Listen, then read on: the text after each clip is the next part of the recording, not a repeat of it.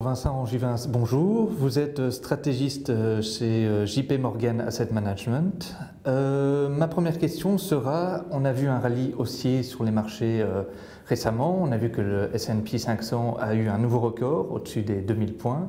Le Dow Jones, hier en séance, a établi aussi un nouveau record. Selon les chiffres du Bloomberg, la capitalisation boursière mondiale a établi aussi un nouveau record qui est de 60 000 milliards de dollars.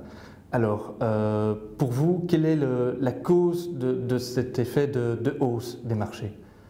Alors, il faut signaler que les marchés boursiers américains, les marchés boursiers globaux sont soutenus depuis plusieurs années par une politique monétaire accommodante des principales banques centrales mondiales, en ce y compris donc la Réserve fédérale américaine, qui pourtant la normalise depuis le début de l'année. L'environnement de liquidité est favorable donc, aux marchés financiers, ça crée un contexte en effet positif de ce point de vue-là. Il est à noter qu'aux États-Unis, l'économie tourne actuellement à plein rendement. On a eu un excellent second trimestre où on avait la croissance atteindre 4% en rythme annualisé. On s'attend à ce que la seconde partie de l'année soit également très positive. On s'attend chez JP Morgan à une croissance de 3% pour la seconde partie de l'année. On observe que la plupart des indicateurs avancés, en tout cas, traduisent en tout cas, eh bien, ce dynamisme de l'économie américaine. Les différents vecteurs de la croissance sont bien orientés, que ce soit la consommation. On a vu que la confiance des ménages est élevée, soutenue en cela par un faible taux de chômage, par globalement un patrimoine net qui est en hausse. Si le S&P 500 atteint de nouveaux records, ça veut dire que bien voilà, le portefeuille action du ménage moyen américain gonfle également. Il faut savoir que les ménages américains disposent actuellement d'un patrimoine évalué à 83 000 milliards de dollars actuellement, donc pour vous donner un petit peu l'idée que ça peut donner sur l'effet richesse. On voit que le monde de l'entreprise, qui est un autre vecteur important de la croissance américaine, se porte également bien. Alors c'est très clair pour les grandes entreprises, évidemment, qui opèrent internationalement et qui ont affiché encore pour le S&P 500 d'excellents résultats pour le second trimestre 2014.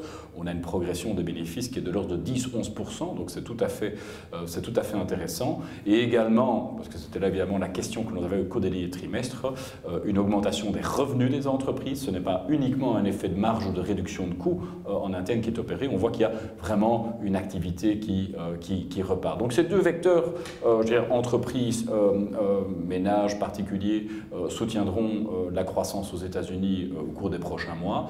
Et je pense que dans ce contexte, on peut s'attendre à ce que les entreprises américaines continuent à afficher des progressions bénéficiaires intéressantes qui viendra soutenir la tendance. Donc voilà, ceci explique à mon avis les belles performances des marchés boursiers américains, mais également internationaux à l'heure actuelle. Il faut également mettre ça dans un contexte international incertain, avec des tensions géopolitiques et avec des effets de relâchement par moment. Je pense que voilà, notamment l'accord intervenu à Gaza hier est un des éléments en tout cas qui vient, je dirais, un petit peu apaiser la situation. La rencontre entre M. Porochenko et M. Poutine a également été un élément qui hier a globalement favorisé en tout cas la prise de risque sur les marchés financiers. De manière générale, indépendamment du contexte géopolitique, on observe que d'un point de vue économique, on a une économie mondiale qui est mieux synchronisée. Alors l'Europe reste en retrait, on l'a encore très bien vu dans les chiffres de croissance du second trimestre. En revanche, les États-Unis, nous venons de l'évoquer, et les pays émergents, autres gros contributeurs à la croissance mondiale, ont plutôt tendance à tourner mieux. On a pu observer notamment que le poids lourd des pays émergents, la Chine, a notamment affiché un indicateur PMI manufacturier au-delà de 50 depuis le mois de juin. Alors ça reste, je dirais, timidement au-dessus de 50, mais enfin, c'est une nette amélioration. On voit également que les réformes structurelles entreprises par le gouvernement chinois portent leurs fruits, avec notamment des investissements substantiels dans les infrastructures et une baisse des investissements dans tout ce qui est immobilier qui est naturellement une des inquiétudes en tout cas majeur lorsqu'on observe la Chine. Un autre événement la semaine dernière qui a particulièrement intéressé les investisseurs, c'était la réunion des banquiers centraux américains à Jackson Hole. On a eu notamment le discours de Janet Yellen qui a fait un discours quand même accommodant. Quel est un peu votre ressenti par rapport à ça ? Je pense qu'il y a encore des raisons, en effet, de maintenir d'abord un discours accommodant et une politique monétaire accommodante. Alors, il est vrai que l'économie américaine tourne aujourd'hui aux alentours de son potentiel, aux alentours de 3%. Le taux de chômage converge vers 6%, c'est vrai. Maintenant, il est vrai qu'aux États-Unis comme ailleurs, aujourd'hui, on crée de l'emploi, enfin davantage aux États-Unis que chez nous, mais la qualité de cet emploi n'est pas toujours optimale. Je m'explique, on a évidemment un certain nombre de travailleurs à temps partiel, par exemple, qui souhaiteraient travailler davantage, mais qui n'en ont pas la possibilité. Donc ceci, par exemple, ce type de travailleur n'est pas capté dans les chiffres officiels du chômage. L'Organisation internationale du travail définit un chômeur comme quelqu'un n'ayant pas de travail évidemment, étant disponible immédiatement dans les 2 semaines et cherchant un travail activement. Donc ça veut dire que hors de ces 3 axes, il reste évidemment beaucoup de gens sur le carreau. En Europe par exemple, où on a un taux de chômage d'à peu près 11,5% de la population active, si nous devions ajouter ces différents groupes qui ne sont pas repris dans la définition de chômeur, on pourrait atteindre jusqu'à 20% de la population active. Donc Madame Yellen évidemment se concentre sur, sur ces éléments-là qui pourraient en tout cas justifier une poursuite d'une politique monétaire accommodante parce qu'on n'a pas retrouvé des conditions satisfaisantes sur le marché de l'emploi du fait d'une moindre qualité des jobs qu'on peut observer à l'heure actuelle. Alors je nuancerai ceci dit ce point.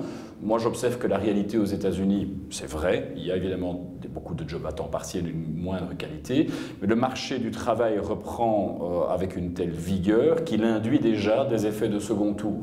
Les salaires ont progressé de presque 3% sur les 12 derniers mois aux États-Unis et on observe que lorsqu'elles sont interrogées, tant les grandes entreprises que les petites et moyennes entreprises signalent qu'elles sont disposées à augmenter les salaires ou qu'elles ont en tout cas de tels plans. Il y a une chasse aux talents qui est à nouveau ouverte aux États-Unis. Vous savez, dans beaucoup les principales agglomérations américaines, le taux de chômage est déjà redescendu sous la barre des 5%, donc on pourrait quasi le qualifier de frictionnel. L'autre question que j'ai envie de vous poser, c'est au niveau des taux que la Fed pourrait bientôt remonter. Est-ce que vous avez un avis dessus? Est-ce que vous savez quand ça pourrait augmenter et quel sera l'effet sur les marchés financiers? Oui, alors il y a évidemment 2 questions. Il y a tout d'abord la fin du programme d'assouplissement quantitatif. Je pense qu'aujourd'hui, il n'y a plus de doute, et en tout cas nous, c'est notre anticipation, cette fin aura lieu en octobre de cette année. Donc la Fed cessera d'acheter des bons du Trésor, des obligations gouvernementales, comme nous connaissons en Belgique, sur les marchés financiers. Donc ça, c'est un premier élément important. Il faut savoir que la Fed, jusqu'à fin 2013, achetait 2/3 des émissions d'obligataires américaines. Donc c'était un gros client pour le Trésor américain. Aujourd'hui, ce sont autant d'obligations qui ne trouveront plus preneur auprès de la Réserve fédérale américaine et qui devront dès lors trouver preneur chez d'autres types d'investisseurs. Donc ce stock de dettes supplémentaires sur les marchés va induire des pressions haussières sur les taux longs notamment. La fin du programme d'assouplissement quantitatif va également induire des pressions haussières sur la partie courte de la courbe des taux, puisque les Fed Funds américains, que la Fed en tout cas gère, fluctuent entre 0 et 0,25%.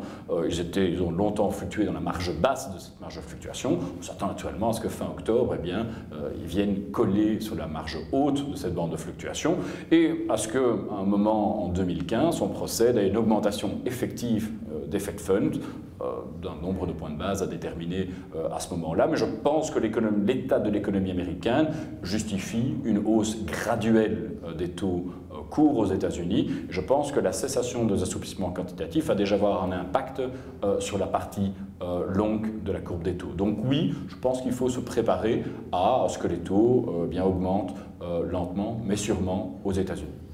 Autre grand discours qu'il y a eu à Jackson Hole, c'était le discours de Mario Draghi, qui a laissé entendre, enfin selon la presse, qu'il pourrait y avoir un quantitative easing ici en Europe. Qu'est-ce que vous en pensez ? Je pense, et ça a été rappelé par le ministre des Finances allemand ce matin, que peut-être que les propos de M. Draghi ont été surinterprétés. Je pense que M. Draghi m'a, en tout cas personnellement, toujours agréablement surpris par sa créativité dans un contexte institutionnel compliqué à trouver des solutions aux problèmes de la zone euro. C'est d'ailleurs un des seuls qui était toujours constamment sur le pont, alors que j'en ai attendu peut-être davantage parfois du volet politique. Je pense, ceci dit, qu'aujourd'hui, avec les dernières premières mesures qui ont été annoncées début juin. Il est d'abord prématuré d'envisager d'autres mesures et que par ailleurs le quantitative easing, je dirais à la mode américaine, me semble difficilement applicable à la zone euro parce que voilà, le cadre institutionnel ne le permet pas, qu'on n'a pas encore assez de convergence budgétaire que pour permettre ceci. Je pense qu'une étape préalable serait en tout cas l'émergence d'un mécanisme de type Eurobonds pour dire ok, voilà, du quantitative easing est possible. En outre, je ne pense objectivement pas que ce soit nécessaire ou que ça apporte une solution au problème que connaît l'Europe actuellement.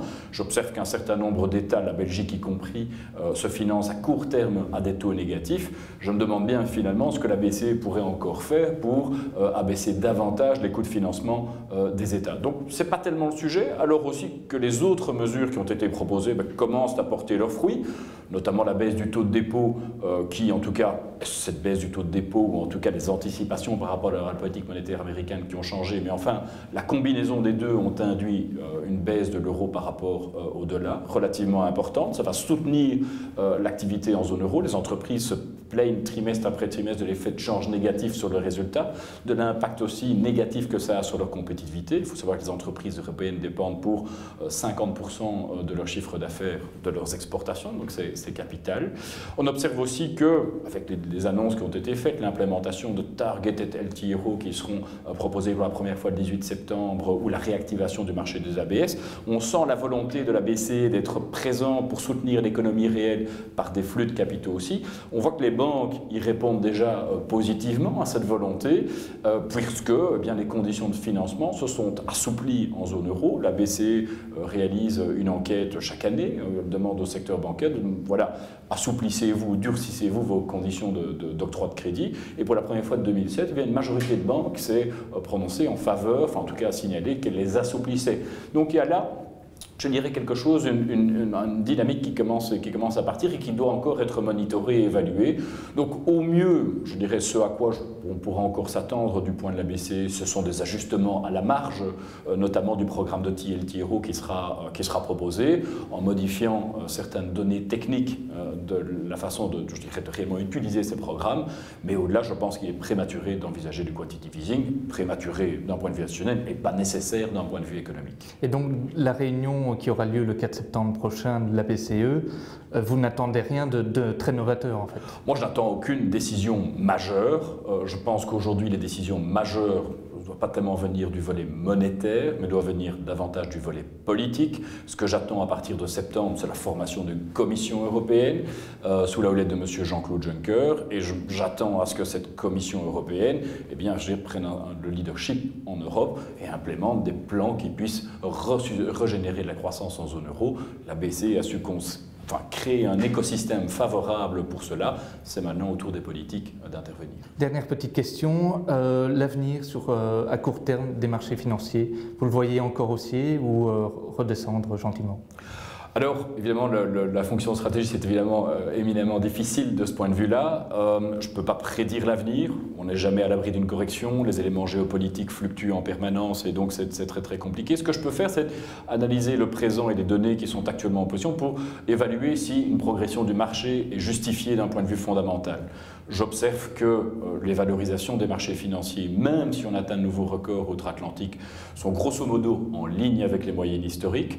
Je ne pense pas que les marchés doivent se renchérir, mais je pense qu'ils pourront progresser sans se renchérir, c'est-à-dire que globalement, l'élément de mesure de la valorisation, le price earning, en tout cas sera soutenu par justement ces bénéfices d'entreprise au cours des prochains trimestres.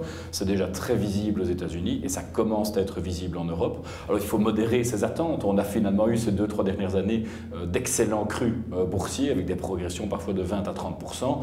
Ce n'est pas un contexte normal d'un point de vue statistique, d'un point de vue historique. On revient dans un potentiel de progression qui sera vraisemblablement de l'ordre de 5 à 8%. Et je pense que c'est ce que l'investisseur en action doit viser pour son portefeuille. Mais je pense que ce potentiel est tout à fait atteignable compte tenu de la réalité que nous observons aujourd'hui. Merci. Merci à vous.